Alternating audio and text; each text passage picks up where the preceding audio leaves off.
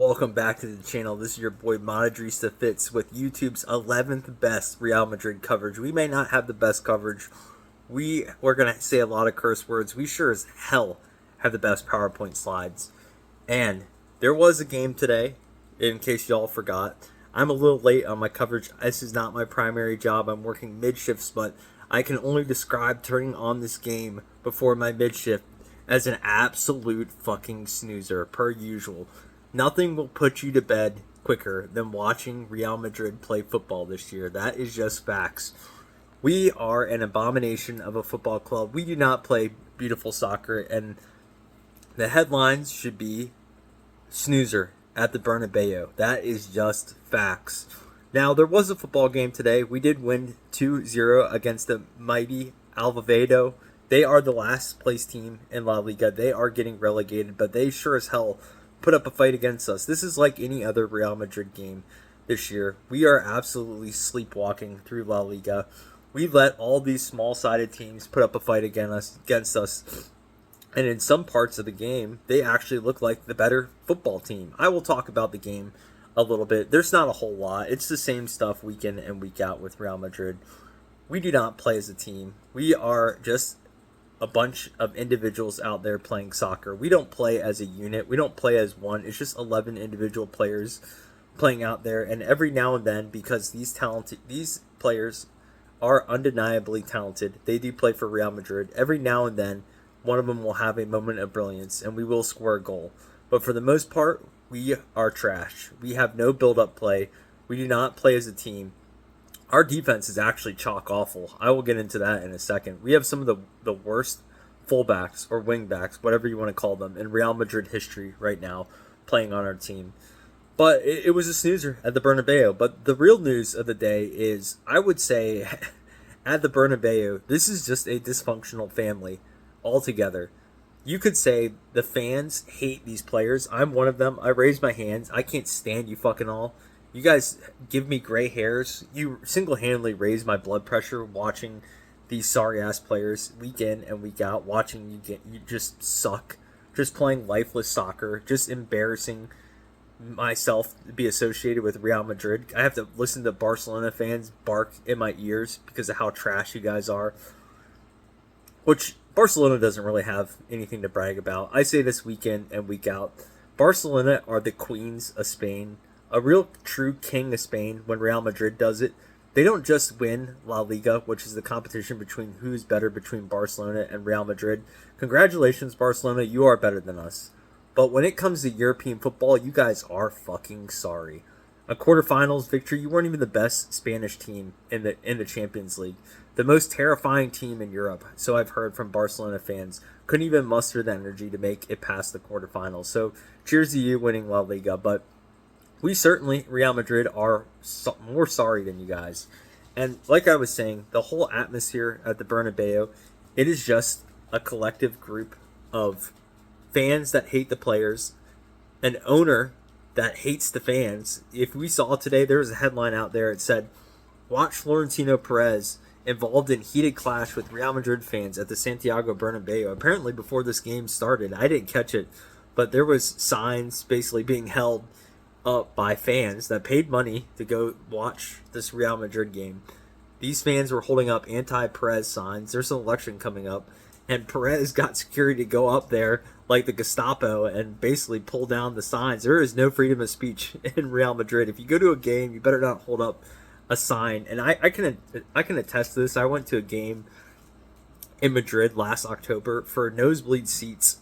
They were about, I would say, $300 a pop. So my entire family, including my wife and my son, paid about $900 to see average Real Madrid performance. It was like a 2-0 win, like a 1-0 win, what they normally do. Wasn't worth the investment. I had the opportunity to live in Spain for 3 years during the Cristiano Ronaldo era. It was right around the time they won La Decima. That was my final year in Spain, and I saw the Mourinho teams before that. I lived there from about 2000... I want to say 2010 to 2013, 14 time frame. And these were a ticket there. You could get nosebleed tickets for like 40 or 50 euros. Now it's like 300 euros to watch this crap. It's a shame. And apparently they're not letting fans hold signs up that are anti-Perez, so y'all better watch out if you go to a game.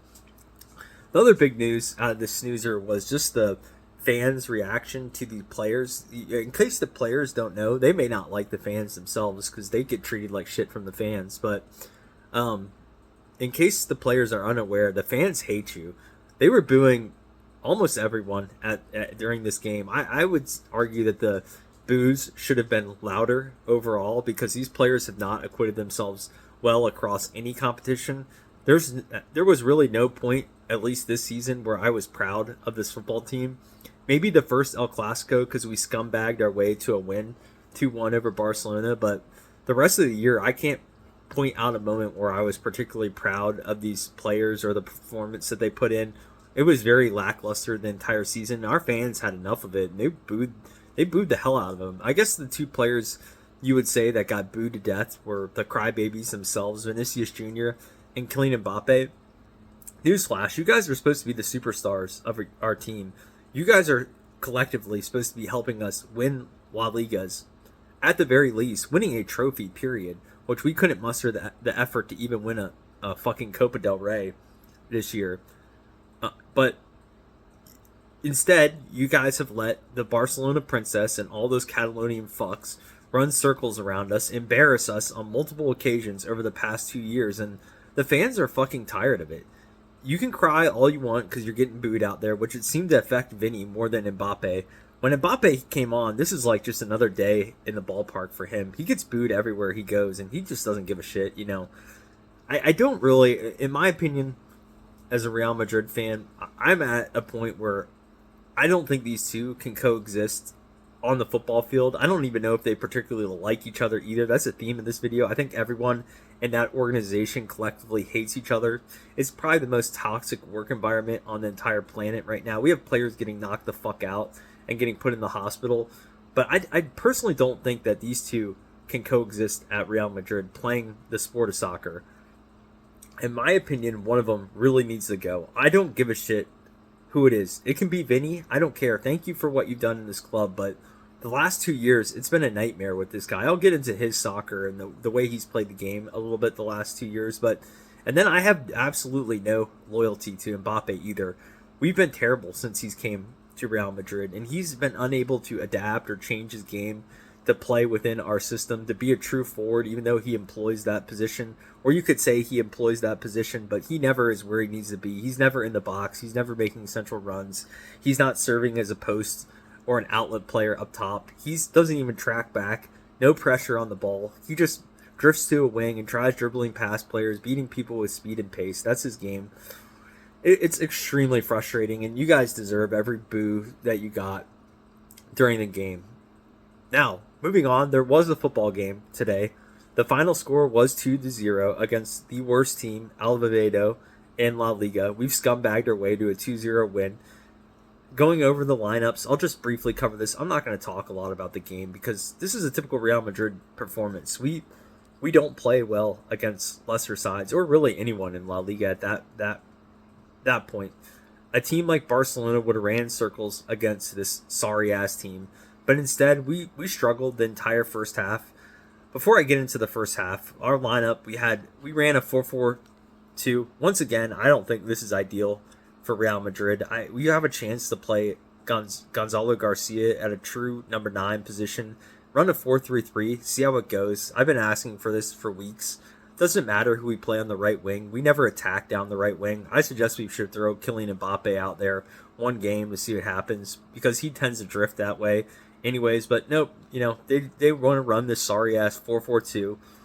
So we had Courtois in there as keeper. You can probably tell by my attitude in this video. I'm so tired of watching this team. There's only two games left. I love Real Madrid, but I can't wait for the season to be over and see what happens in the summer with the elections, the World Cup, and maybe what players will leave and come in. But Courtois was keeper. Then our back line, man.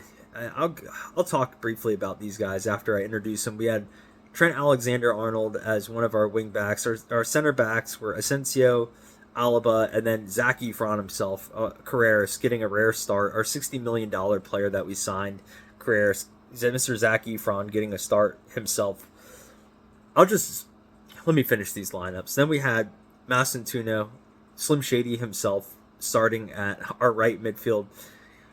He's tough to watch. Camavinga, who actually got left off the French national team, and he deserved every bit of that. He's been terrible this year. When he's been available, which has not been recently, he's hurt all the time. One of the best aspects of a player is their availability, and he's had none this year. And then whenever he's played, he's been inconsistent or poor. I'm not going to label him as a scapegoat for our loss against Bayern Munich, but he surely played a part in it with his ridiculous red card that he got.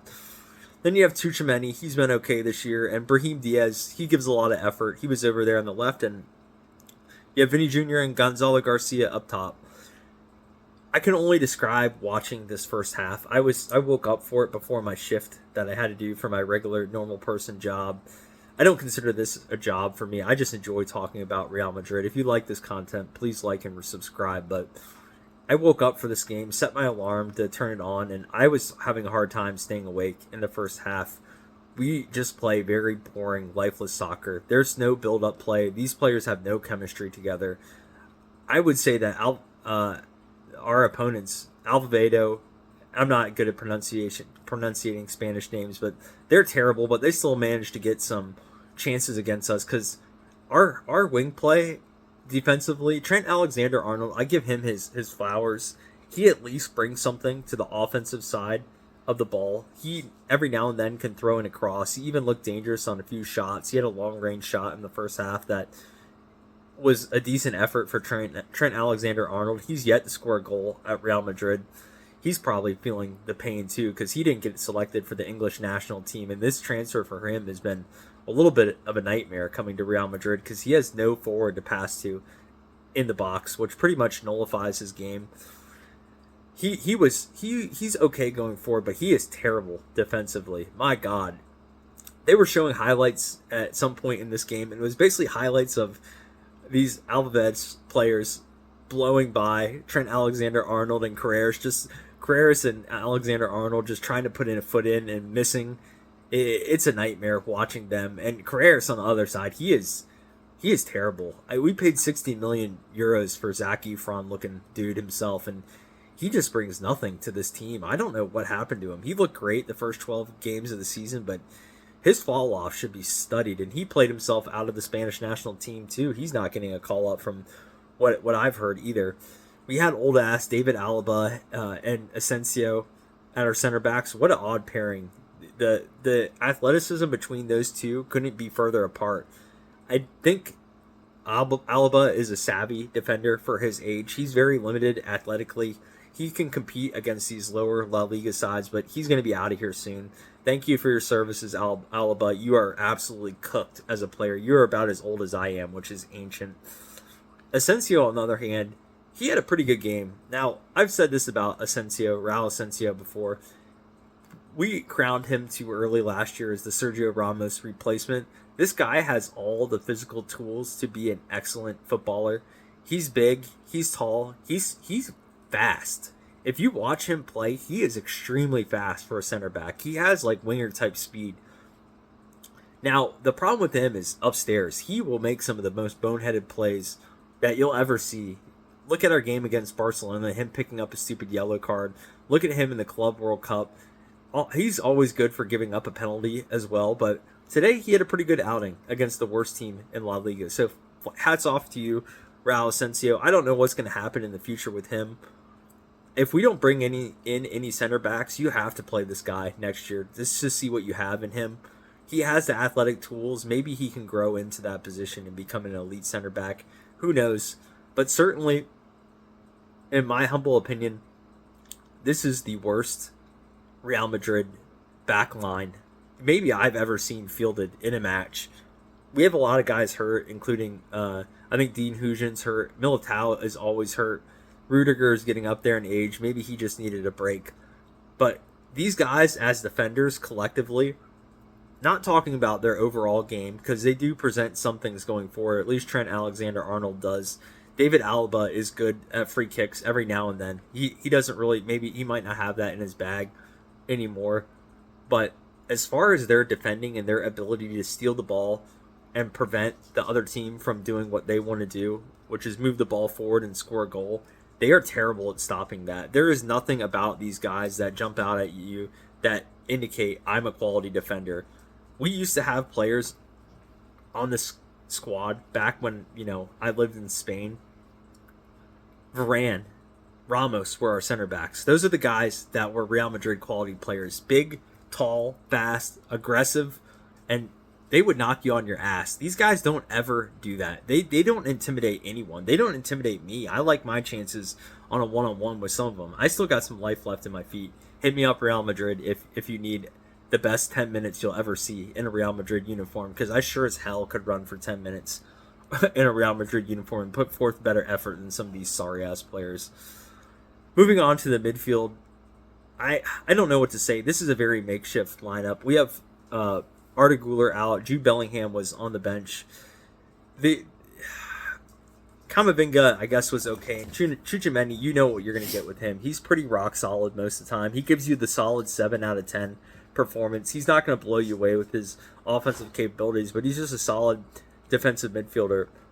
Brahim Diaz, he's been trying and trying. He tries extremely hard. He just cannot score a goal. He hasn't scored a goal in La Liga all year. I hope he has a good World Cup. I don't know what's going to happen with Brahim Diaz, if we're going to try to sell him or whatnot. I just personally don't see him getting a lot of playing time at Real Madrid with the players that we have and maybe the players that were coming in. But he sure as hell was running around like he had ants in his pants. He has been the king the last 2 weeks of making incredible dark mode again, making incredible runs and beating 3 or 4 players just to do absolutely nothing with it. There's no final product on his dribbles. He's just dribbling the dribble out there, and it's kind of crazy to see. He goes like prime Messi for about beating 2 players, and then he ends up like in the corner by the corner flag, or he'll end up on the touchline and doesn't know what to do with it, or he'll just rip away a snap shot that has absolutely no chance of scoring a goal. But he tries hard, and I appreciate that. At least he is acquitting himself well with effort. I'd like to see effort. Some of these players play with absolutely no effort, and I'll get into one of them in a minute. No surprise, it's going to be Vinicius Jr. But before I move on, I want to talk about Slim Shady himself, Mastantuono. Holy shit, this guy, he was another 50, I think we paid 60 million euros for this cat. He might be the worst signing, or he could be potentially lining up as the worst signing I've ever seen in the history of Real Madrid, and that's a hell of a statement, considering I've seen the likes of, Eden Hazard throw on the number 7 jersey and just be absolute dog shit for a couple seasons. Every now and then he would have a performance that you thought the old Hazard was going to come back. He was a really bad signing for Real Madrid.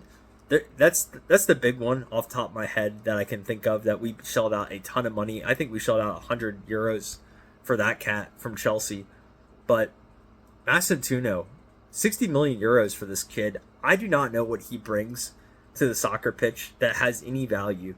Usually in a young player, there's something dynamic about them. There's something dynamic about the way they play.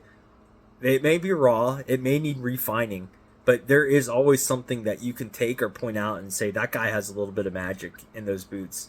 Whether it's their touch, whether it's their passing, whether it's shooting, whether they just have great feet and could dribble past people. Beyond even soccer, whether they're just a great athlete and they can just run for days, or they're just a physical presence, or they have great movement, or they have great IQ. I'm listing everything a player could be. He has none of this shit.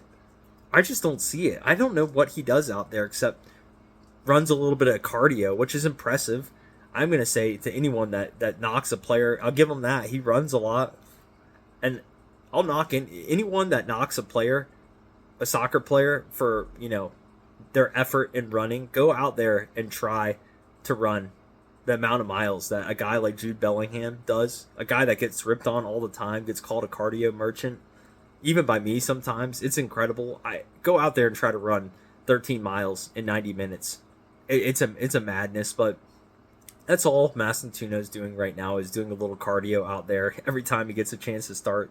He's been buried on the bench for a while, so I don't know what we're going to do with him. I really think he needs a loan spell. Like, I don't care where it's at. He just needs to be playing regular minutes somewhere in Europe. Now, don't send him to a lower division.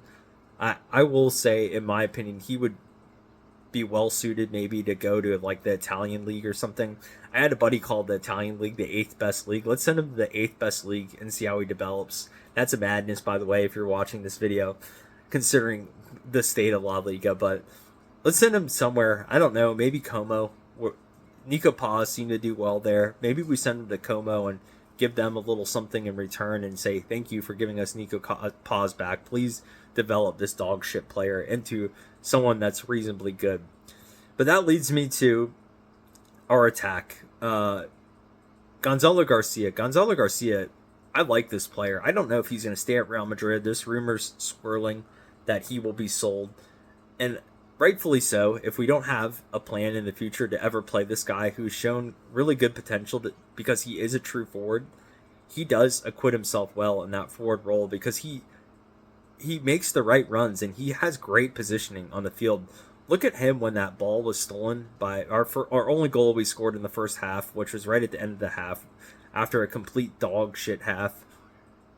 Gonzalo Garcia was in the right position when Brahim Diaz stole the ball back. If this was Mbappe that was running up there or playing our forward position, he would not have been anywhere around the box. He would have been on the left wing or the right wing, but essentially what happened is Brahim Diaz stole the ball, and then Gonzalo Garcia was right where he needed to be, right in the middle of the box, right at that 18, right at near the top of the 18-yard box, where all good strikers like to lurk at. And they passed Gonzalo Garcia the ball, and he did a half turn, and as soon as he got his right shoulder around, he fired a perfect curling shot, a kind of a low curling shot right in the back of the net. He has that in his bag.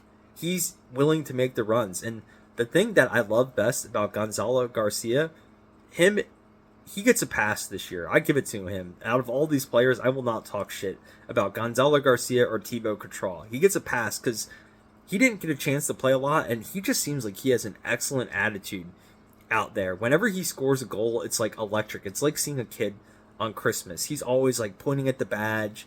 He just seems like a good lad. And he always tries hard and he runs hard. He might not be, the greatest forward. He may not even be Real Madrid material. He's not ever probably going to materialize into a Benzema, but I think there's talent there. And if we don't, this is just, if Florentino Perez, who I'm on your side, guy. I think you're a little unhinged right now. Watch my other video, how I feel about Florentino Perez, but you have the right, my dude, Florentino Perez, to act a little crazy, but my dude, Florentino Perez, if you're watching this video, heart to heart, dog, if you don't plan on playing Gonzalo Garcia, let the boy free. Let him spread his wings and fly somewhere else. This guy would be a very good striker somewhere else in Europe. I feel so, but he's buried on the bench, and he surely will be buried on the bench next year unless Mourinho comes in and sees something in the kid. He sure as hell is going to listen to orders, and he sure as hell is going to run, and he will pressure and play some defense, which Mourinho might like. Who knows? We'll see. And that leads me to the final cat, Vinicius Jr. This guy he's a crybaby. He drives me fucking nuts watching him. His regression, I know he's banged in some goals this year. He scored, I think this is his 5th year in La Liga, scoring 20 goals. I think I saw it 5th year in a row, which is extremely hard to do. But the dude could score 30 if he practices finishing. Once again in this game, Trent Alexander-Arnold had a very nice ball pass on the ground. It was a hard pass on the ground, but Vinny did a classic swing and a complete whiff at a sitter. Now, I wouldn't call it a sitter, but he was about 5 yards away from the goalkeeper. All he had to do was place the ball to the left or the right. You do your choosing, use your left or right foot. But instead of making any contact on the ball, it was a swing and an absolute whiff of the ball. I've seen this a lot this season from Vinicius Jr. And I think he has a lot of improvement in his game that he should work on his finishing ability, because that seemed to completely leave his bag right now. That's all I'm going to say on Vinicius Jr. It was an extremely frustrating watch for him, and it's been a frustrating couple seasons for the guy. I don't know what we're going to do with him. Surely he's going to stay at Real Madrid, I don't see him or Mbappe leaving, but I really wouldn't care if one of them left at this point. And that leads me to the second half, which was even more of a snoozer. I actually fell asleep during the second half. I'm not going to even fucking lie. It was just not good football. The only real highlights of the second half was Jude Bellingham came in, and I will say, I really think that with Jude Bellingham, we need to find a way for him to play a role further up the field at a number 10 position instead of having him run box to box constantly. Say what you want about Jude Bellingham. If he plays a little bit forward, he can score goals. This guy is like kind of, I wouldn't say he would ever be playing as a striker, but he probably played as a striker in the youth leagues because he has a kind of a striker's finishing ability.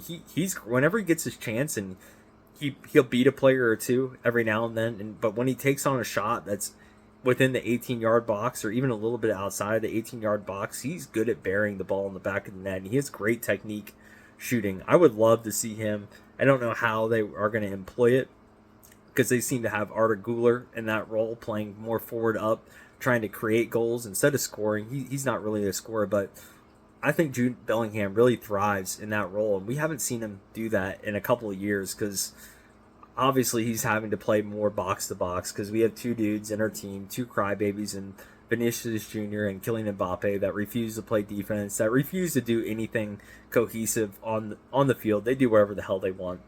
It's mind blowing for them. Then the only other interesting thing that happened in the second half was Kylian Mbappe getting the absolute shit booed out of him coming onto the game. I think it was around the 60th minute. He came on and he got jeered louder than anyone else. And I'll get into Kylian Mbappe. I'll kind of wrap up the video with this with Kylian Mbappe. That's pretty much it for the game. I'm not going to go over player ratings. There's nothing in this game. We're playing for nothing. A lot of these players didn't give a very good effort today. This is a per usual stinker snoozer Real Madrid win 2-0. But I will say, I don't necessarily agree with how violently Kylian Mbappe got booed. I'm personally not a guy that will boo against my own team, even though they're absolute dog shit. If I was at a game, I would be trying to cheer them on. Now, I will rip them after the game because they've been terrible this season. They've been terrible the last 2 years, and I've been getting a lot of shit from Barcelona fans because of how bad you guys are at it. I'm tired of hearing their mouths, their gums flap, and I'm tired of hearing their barking in my ears. If you guys could do something next year to shut them the fuck up, that would help me out a lot. But I don't think Kylian Mbappe deserves being booed more than any other player. Like, say what you want about Kylian Mbappe. He has a terrible attitude, which I'll get into in a second. He has been dog shit when it comes to that, and he has no self-awareness at all with that. He's center eye in the media. He just carries himself like an absolute douchebag, like a tool. But booing him more than the other players, doesn't make sense. He's a little bit of a scapegoat in this situation. He scored some goals, which we've had trouble scoring goals this year. I would argue that if he actually played in position, it would help us out a lot. But if you look at it, man, just look how we played without Kylian Mbappe against Barcelona. It wasn't any better. We're not. Well, I would say we had a good 5-game stretch before the international period without Kylian Mbappe, and when he came back, we were terrible. But we had, the Real Madrid players that collectively hate Mbappe, had a chance to prove to this regime that they could do it without him in that stretch of Barcelona. And I believe there was another match previous to that one. I don't even remember who it was. We surely lost. But we had a stretch after Kylian Mbappe that got hurt again, including the El Clasico, to prove that we didn't need him on our side. But we sucked without him as well.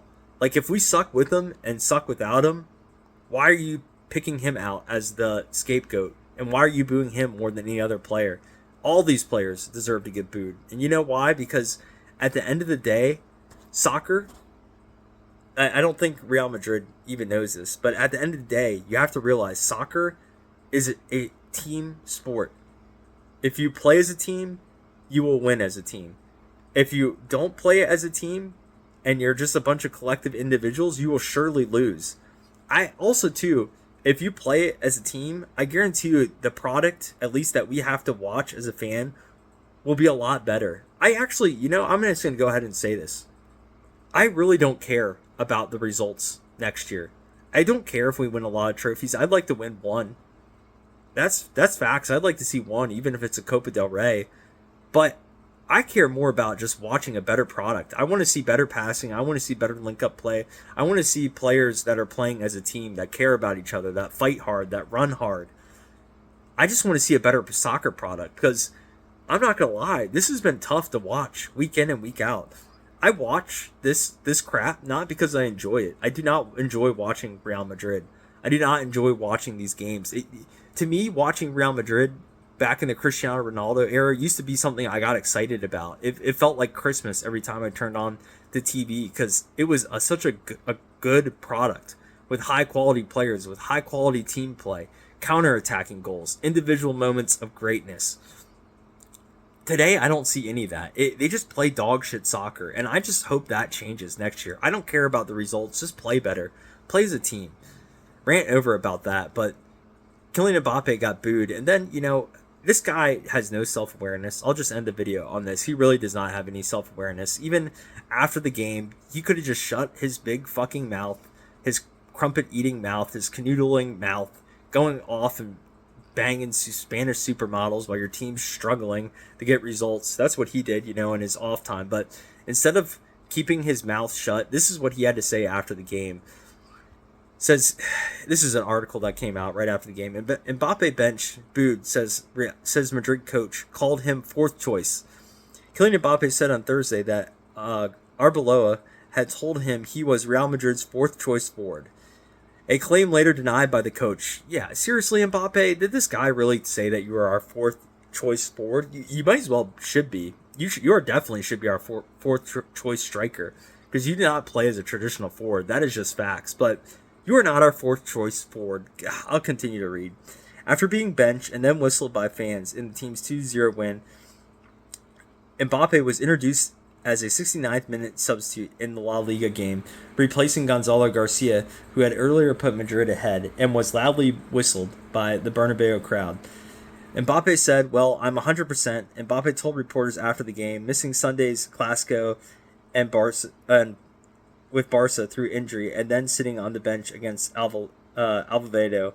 "I didn't play because the coach, Arbeloa, told me I'm the fourth choice forward, behind Massentuno, Vinicius Jr., and Gonzalo Garcia. I accept it." These are his words. "I accept it and play the game I'm given.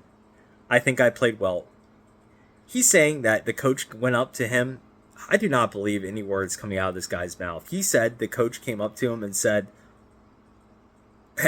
"You are fourth behind Slim Shady, Vinicius Jr., and Gonzalo Garcia." That is cap. That is bullshit. That is a load of bullshit coming out of this French dude's mouth.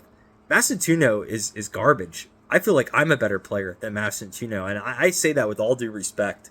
He needs to go on loan, but Matt, you should be less worried about being the fourth best forward in Real Madrid. You should worry about being the fourth best player in the entire world because you are slowly slipping down that pecking order, my dude. Don't worry about Real Madrid. Worry about your status and your legacy because it is going to absolute shit. And you have no self-awareness for the shit it's coming out of your mouth after these football games. And of course, the coach goes, "I wish I had four forwards." I bet you he does. I bet you he wishes he had one striker because we sure as hell haven't played with one all year. He said, "I don't have four forwards. I certainly didn't say anything like that to Mbappe. Perhaps he didn't understand me. I don't know what else to tell you. At no point could I tell him that he's the fourth choice forward." It's new lows every week with this team. It's a mess, And poor Arbeloa, he's going to have to get some psychological counseling after dealing with these crybabies. These players are probably narcissistic liars because this is just something Arbeloa is not going to say. He would never say that to Mbappe.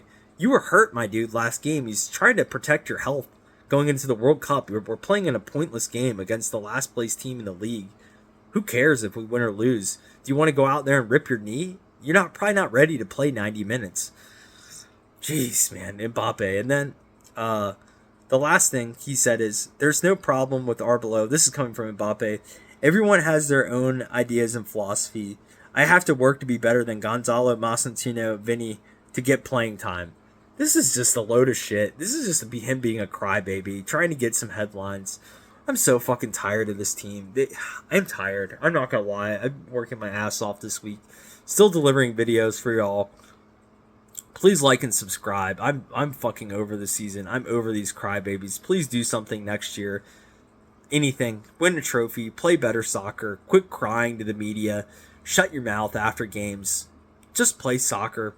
Be normal human beings. For Christ's sake, you guys are so unlikable, so annoying. I have to root for you guys, you players that wear the badge with such unhonor. That's not even a word. With little honor. I would say little honor. You're playing for Real Madrid. This is the best football club ever. That's just facts. There's no one that's close to us in the amount of European championships that we have. We are the best team of all time in soccer. Barcelona fans, of course, will try to say no, but it's facts. That's just facts. And you guys should be ashamed about the way that you've worn the jersey this year. You haven't worn that jersey with any honor. Shut the fuck up and play some football next year.